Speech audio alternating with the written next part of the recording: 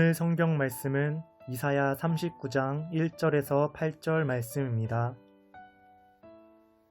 그때 발라단의 아들 바벨론 왕 무로닥 발라단이 히스기야가 병들었다가 나았다함을 듣고 히스기야에게 글과 예물을 보낸지라. 히스기야가 사자들로 말미암아 기뻐하여 그들에게 보물창고 곧 은금과 향료와 보배로운 기름과 모든 무기고에 있는 것을 다 보여주었으니 히스기야가 궁중의 소유와 전 국내의 소유를 보이지 아니한 것이 없는지라. 이에 선지자 이사야가 히스기야 왕에게 나와 묻되 그 사람들이 무슨 말을 하였으며 어디서 왕에게 왔나이까 하니 히스기야가 이르되 그들이 원방 곧 바벨론에서 내게 왔나이다 하니라. 이사야가 이르되 그들이 왕의 궁전에서 무엇을 보았나이까 하니 히스기야가 대답하되 그들이 내 궁전에 있는 것을 다 보았나이다. 내 창고에 있는 것으로 보이지 아니한 보물이 하나도 없나이다 하니라. 이사야가 히스기야에게 이르되 왕은 만군의 여호와의 말씀을 들으소서. 보라, 날이 이르리니 내 집에 있는 모든 소유와 내 조상들이 오늘까지 쌓아둔 것이 모두 바벨론으로 옮긴 바 되고 남을 것이 없으리라. 여호와의 말이니라. 또 내게서 태어날 자손 중에서 몇이 사로잡혀 바벨론 왕궁의 환관이 되리라 하셨나이다 하니 히스기야가 이사야에게 이르되 당신이 이른바 여호와의 말씀이 좋소이다 하고 또 이르되 내 생전에는 평안함과 견고함이 있으리로다 하니라. 아멘. 샬롬. 8월 31일 8월의 마지막 날 새벽 예배 영상과 함께하는 여러분들을 환영합니다. 매일 성경이 이사야 39장을 끝으로 8월달을 마감을 하고 있습니다. 이사야 39장을 끝으로 하는 이유는 우리가 알다시피 이사야 66장이 크게 1장부터 39장 그리고 40장부터 66장까지 그렇게 구분을 할 수가 있는데 그런 의미에서 39장까지 마무리를 하고 아마 내일부터는 창세기 말씀으로 넘어가는 것 같습니다. 오늘 우리가 읽은 이사야 39장 본문의 이야기를 조금 정리해 보면 히스기야가 병이 들어서 하나님 앞에 눈물로 기도를 하게 됩니다. 기도를 하면서 하나님의 은혜를 입게 되고 그래서 15년이라는 생명을 연장하도록 하나님께 허락하셨습니다. 그렇게 15년의 시간을 연장을 받고 또 병고침을 받은 후에 바벨론에서 그 병고침에 대한 소식을 듣고 축하 사절단이 예루살렘으로 넘어오게 됩니다. 그 사절단을 맞이한 히스기야가 이스라엘에 있는 보물 창고들을 열어서 그들에게 다 보여주게 되는데 그것을 하나님께서 아시고 이사야 선지자를 보내어서 하나님의 뜻을, 하나님의 마음을 오늘 히스기야에게 전달하고 있는 내용이 오늘 39장의 말씀입니다. 6절에 있는 말씀을 보면 하나님께서 이렇게 말씀을 하십니다. 보라, 날이 이르리니 내 집에 있는 모든 소유와 내 조상들이 오늘까지 쌓아둔 것이 모두 바벨론으로 옮긴 바 되고 남을 것이 없으리라. 여호와의 말이니라. 히스기야가 바벨론 사절단에게 보여준 모든 보물들이 결국은 바벨론으로 다 옮겨가고 그들이 바벨론의 포로로 잡혀가게 될 것이다 하는 말씀을 오늘 히스기야에게 전하게 됩니다. 오늘 이 말씀을 좀 보면서 문득 이런 생각이 들지 않습니까? 이 축하 사절단에게 보물창고를 좀 열어서 보여준 것이 뭐가 그렇게 큰 사건인가? 도대체 그 일이 어떤 일이길래 하나님께서는 그렇게 진노하셔서 히스기야에게 이렇게 무서운 말씀을 하고 계실까 하는 생각이 들기도 합니다. 사실 오늘 이 이사야 39장에 있는 이 말씀으로는 하나님의 마음을 다 이해할 수가 없다고 생각이 됩니다. 그래서 열왕기하 20장과 또 역대하 32장에 있는 이 같은 내용을 담고 있는 말씀들을 같이 좀 살펴보는 것이 오늘 본문을 이해하는 데 크게 도움이 될 것이라고 생각이 듭니다. 역대하 32장 24절부터 25절까지의 말씀을 보게 되면 그때 히스기야가 병들어 죽게 되었으므로 여호와께 기도하매 여호와께서 그에게 대답하시고 또 이적을 보이셨으나 히스기야가 마음이 교만하여 그 받은 은혜를 보답하지 아니하므로 진노가 그와 유다와 예루살렘에 내리게 되었더니. 이 말씀을 보면 구체적으로 히스기야가 하나님 앞에서 어떤 죄를 범했는가 하는 것을 알 수가 있습니다. 교만이라는 단어가 등장을 하고 은혜라는 단어가 등장을 하고 그 은혜에 보답하지 아니했다라는 말씀이 기록이 되어 있습니다.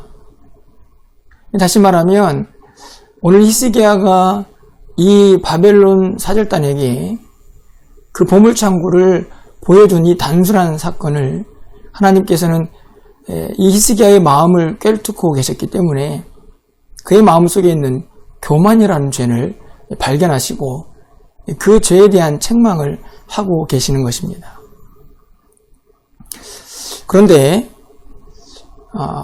히스기야의 마음속에 왜 이런 교만이 일어났을까 하는 생각을 좀 가져보는데요.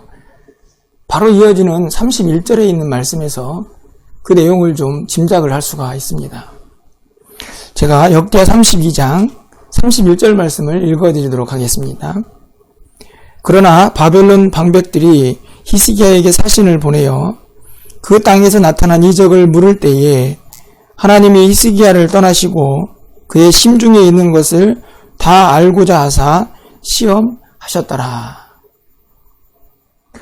이 말씀을 보면 하나님께서 히스기야를 떠났다 라는 말씀이 기록되어 있고 그 심중에 있는 것을 다 알고자 하여 그를 시험하셨다라는 말씀도 기록이 되어 있습니다. 여기서 하나님께서 히스기야를 떠났다라는 말은 그와의 완전한 단절, 분리를 의미하는 것이 아니고 히스기야가 그냥 자기의 생각대로 할 수 있도록 그를 내버려 주었다라는 말씀이 더 정확할 것 같습니다. 히스기야가 어떤 생각과 어떤 결정을 가지고 그 사절단들을 만나게 되는지 하나님께서 그냥 내버려 두고 보시는 것이지요. 그 사실을 오늘 성경은 그를 떠났고 그의 심중에 있는 것을 시험하셨다라고 말씀하는 것이라고 해석할 수가 있습니다.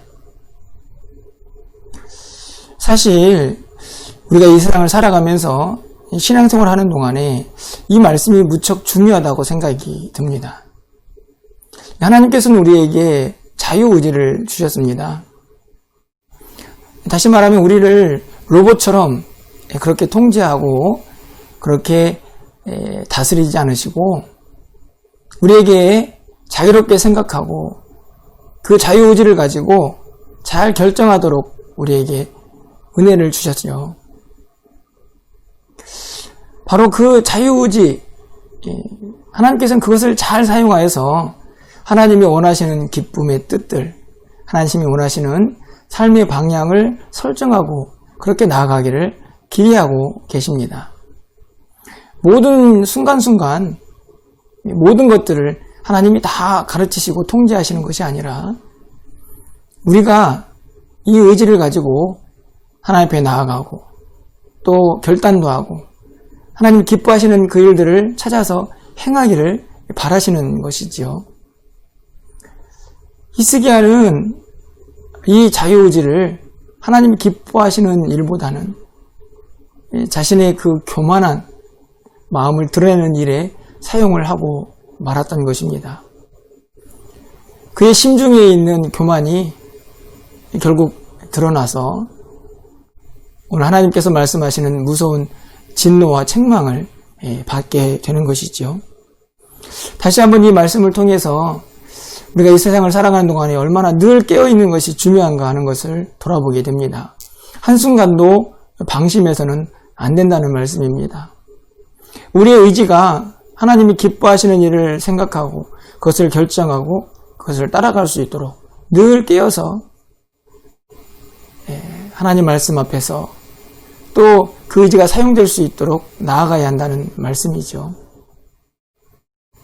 그래서 늘 성령의 도우심을 구해야 하고 방심 없이 하나님의 뜻을 쫓아 살아갈 수 있도록 늘 깨어 또 근신해야 한다는 말씀을 생각하게 되는 것입니다. 오늘 히스기야는 하나님께서 그를 잠시 내버려두고 그의 마음이 어떠한가 시험하는 그 시험을 통과하지 못했습니다. 결국 교만의 유혹에 넘어가 버린 것이지요. 바라기는 오늘 하루 우리에게 주어진 시간 속에서 우리가 가지고 있는 자유의지를 좀 잘 사용해서 하나님이 기뻐하시는 일을 결정하고 그것을 따라갈 수 있는 그런 한날을 살아가기를 소망을 합니다. 깨어 있어야 합니다. 방심해서는 안 되고요. 늘 하나님의 뜻이 무엇인가를 분별하면서 우리의 의지를 잘 사용하는 지혜가 필요하다는 말씀입니다. 한 가지 더 좀 이 말씀에서 생각해 보고 싶은 것은 은혜로 남게 하는 것이 무척 중요하다 하는 것입니다. 히스기야가 15년의 생명을 연장받은 것은 분명 하나님의 은혜였습니다. 하나님께서 그에게 은혜를 베푸신 것이지요. 그런데 역대하 32장 25절에 있는 말씀을 보면 히스기야가 마음이 교만하여 그 받은 은혜를 보답하지 아니하므로 진노가 그와 유다와 예루살렘에 내리게 되었더니, 이 말씀을 보면 그 받은 은혜를 보답하지 아니하였다라고 기록합니다. 은혜를 보답하지 아니하였다라는 말,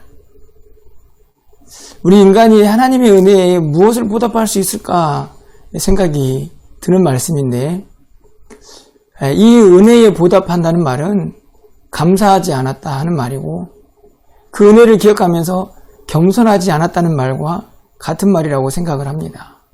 히스기야가 교만해진 것이죠.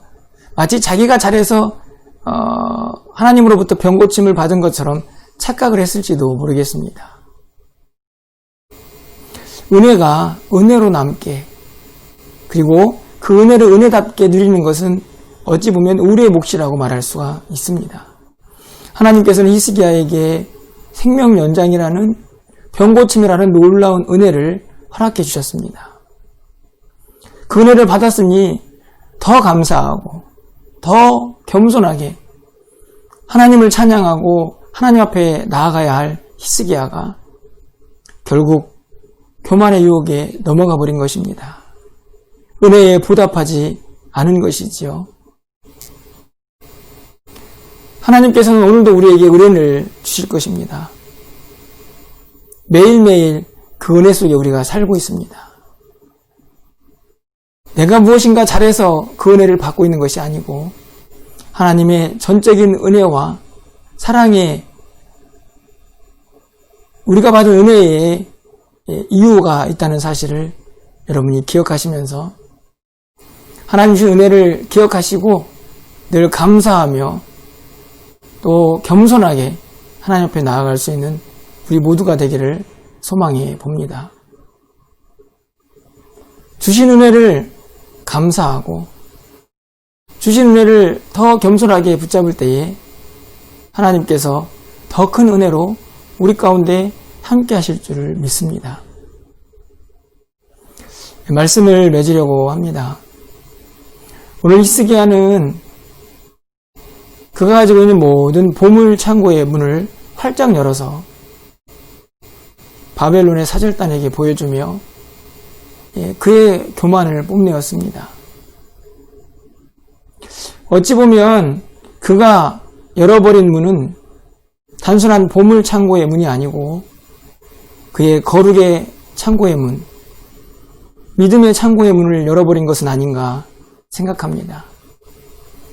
그렇게 그 거룩의 문을 활짝 열어버리니 그 안에 무방비 상태에서 죄악이 밀려온 것은 아닌가 생각하게 되는 것이지요.